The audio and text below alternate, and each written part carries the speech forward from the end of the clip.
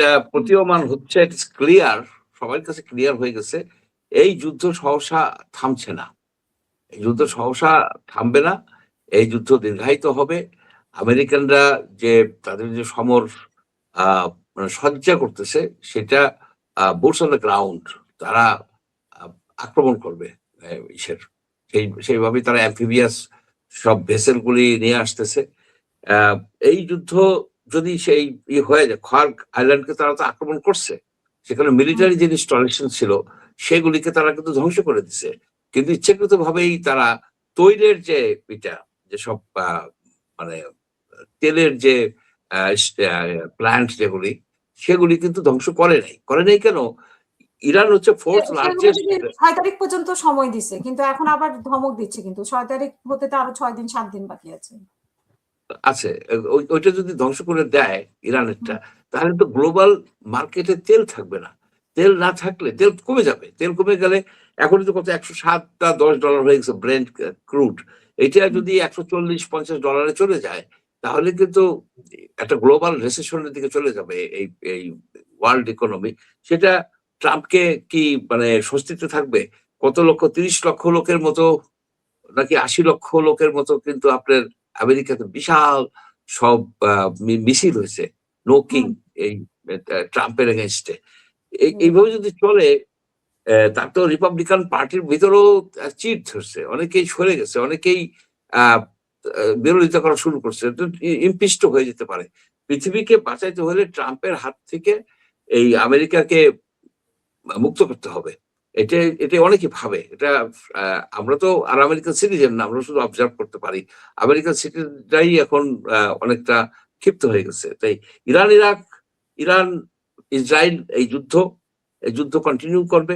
Israel এই ফাঁকে যে কাজটা করে নিতেছে, তারা সাউদার্ন লেবাননের প্রায় ১/১০ লিটানি নদী পর্যন্ত দখল করে নিছে। দখল হুম, করে তারা ওইখানে ঘাঁটি গেড়ে বসছে।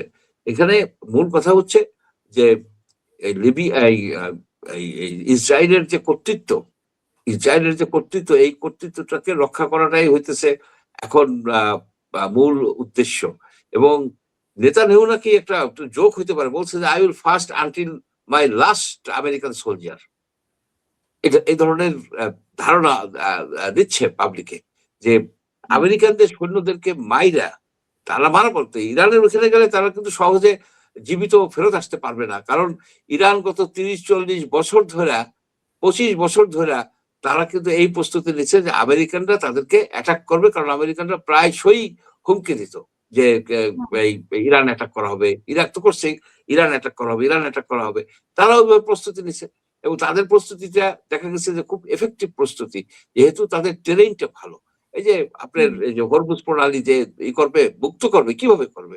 হরমুজ প্রণালীর ইরানের সাইডে সেখানে পাহাড়, পাহাড় পর্বত। ওই ভেতরে তারা গুহা কইরা বহু হাজার, হাজার সৈন্য, ড্রোন, তারপরে আপনার অত্যন্ত হাই স্পিড সব আছে আপনার আছে, হাই স্পিড বোট আছে। এই বোট দিয়ে তারা যাইয়া ইমানে চলে আসতেছে। এটা ভাবে effectively ইরান হরমুজ প্রণালী ব্লকেড দিছে, ব্লকেড ইজ এফেক্টিভ। এখন বাব আল মানদেবে তাদেরই প্রক্সি হচ্ছে হুতি, হুতিরা, হুতিরা ওইখানেই দিচ্ছে। সুতরাং আমরা we are heading towards A global কি বলবো যে এনার্জি ক্রাইসিস। এবং এটা হুম, সবচেয়ে বেশি আইসা পড়তেছে ফিলিপিন, আপনার থাইল্যান্ড, মালয়েশিয়া তো তেল আছে। আপনার জাপান, কোরিয়া, চায়নায় যদিও তাদের স্ট্র্যাটেজিক রিজার্ভ ৬ মাসের আছে, বলা হয় যে 6 মান্থস এর রিজার্ভ তাদের অলরেডি আছে। আর বাংলাদেশ, ইন্ডিয়াও কিন্তু সাফার করতেছে। যদিও ইন্ডিয়া রাশিয়ান ক্রুড আইনে তারা প্রসেস করতে পারে। আমাদের তো সেই অবস্থা নাই।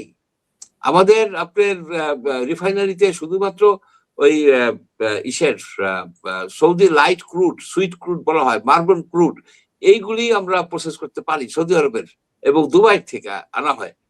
আমরা কিন্তু এই ভেনেজুয়েলান বলেন, রাশিয়ান ক্রুড, যে সাওয়ার ক্রুড, এগুলি কিন্তু আমাদের রিফাইনারিতে প্রসেস করা যায় না। কারণ এগুলো হাই সালফার কনটেন্ট, এটা পারে না আমাদের এরা। সুতরাং আমাদের, তাছাড়া যদি আপনি আইনেও দেন, সৌদি আরব থেকে হুম, প্রচুর পরিমাণে ক্রুড অয়েল আইনে দেন, আপনার তো প্রসেস করার ক্ষমতা হচ্ছে লিমিটেড। আমাদের টোটাল যে এনার্জি রিকোয়ারমেন্ট, ডিজেল, হুম, আপনার পেট্রোল, অকটেন, তার মাত্র 20% প্রসেস করতে পারে এই এসে এই রিফাইনারিতে। আর একটা রং ইনফরমেশন দিয়ে চলে গেছে শেখ হাসিনা, বুঝলেন? অনেক দিন আগে সে বলছিল যে গ্যাসের থেকে যে কন্ডেনসেট আসে পাওয়া যায়, সেই কন্ডেনসেট থেকে যে পেট্রোল যে প্রোডাক্ট হয়, ওইটা বাংলাদেশের চাহিদা মিটিয়ে বিদেশে রপ্তানি করা যায়। হুইচ ওয়াজ প্যাটেন্টলি লাই।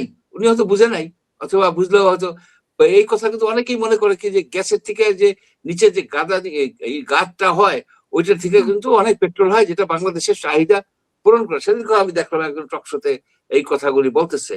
আসলে 1% পূরণ করতে পারে না বাংলাদেশের যে এনার্জি ক্রাইসিস, তাতে এরা ডিজেল আর পেট্রোল যেটা হয় 1%ও পূরণ করতে পারে না।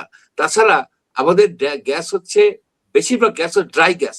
ওই ড্রাই গ্যাসে কিন্তু ওই এইগুলি কন্ডেনসেট হয় না। কিছু কিছু কিছু আছে আপনার সিলেট অঞ্চলের যে সিলেট, তারপরে বিয়ানীবাজার, এইসব জায়গায় যে গ্যাস ফিল্ড গুলি আছে ওইগুলিতে ওয়েট হয়, গ্যাস পাওয়া যায়, ওখানে কিছু পাওয়া যায়।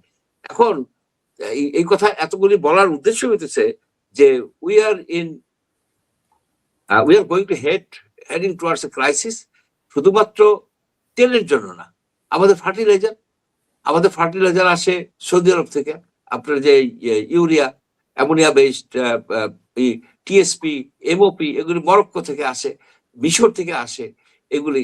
এখন আপনি আনবেন কেমনে?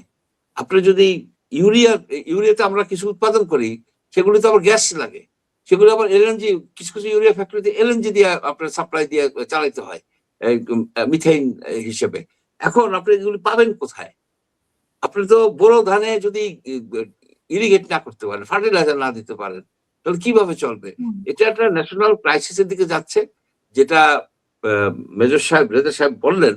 আসল কথা কি, একটা টাস্ক ফোর্স করা দরকার, মাল্টি মিনিস্ট্রি টাস্ক ফোর্স করা দরকার, এবং জনগণকে অবহিত করা দরকার।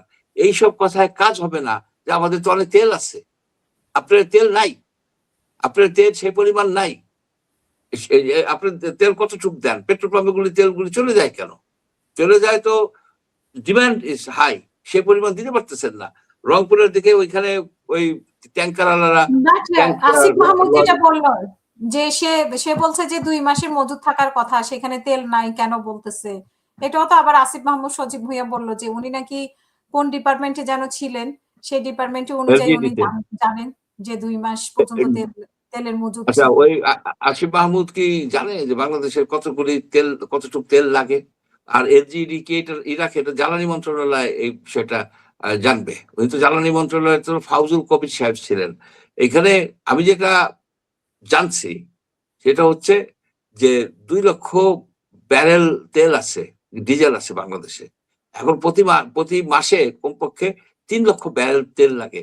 সেই হিসেবে এপ্রিলের শেষে আর আপনার ডিজেল থাকতেছে না বলে আমি প্যানিক ক্রিয়েট করতে চাই না। এখন যা আছে এবং অন্য জ্বালানির উপর নির্ভর করতে হবে। আপনি দেখেন যানবাহনে আপনার দেন না কেন, সিএনজি দেখে প্রেফারেন্স দেন না কেন? সিএনজি কমপ্রেস ন্যাচারাল গ্যাস, আমরা আমাদের টোটাল ন্যাচারাল গ্যাসের মাত্র 5% ইউজ করি ভেহিকেলে, আমরা এখন 10% ইউজ করি। অসুবিধা কি? এবং তাদেরকে প্রায়োরিটি দিলে তারা বেশি প্যাসেঞ্জার নিতে পারবে, বেশি লোকজনকে আনা নেওয়া করতে পারবে। এইভাবে ক্রিয়েটিভ ওয়েতে আমরা যদি ম্যানেজ করতে চাই, পারবো। এখন দরকারি হবে একটা কঠিন ভাবে এই সমস্যাটার সমাধান করা। অ্যাট দ্য সেম টাইম আমি মনে করি যে বিরোধী দল একটা দায়িত্বহীন নিছে, জামাত একটা দায়িত্বহীন অবস্থান নিছে। এই ক্রাইসিসের মোমেন্টে একটা কোশ্চেন কিন্তু তারা করে নাই, নট এ সিঙ্গেল ওয়ান এই বিষয় নিয়ে আলোচনা করে নাই। তারাও জুলাই সনদের পরে করো তোমরা, বরং এখন তোমরা যদি এই সময় মিছিলে নামো রাস্তাঘাটে, যেটা হবে দেশ বিরোধী কাজ হবে।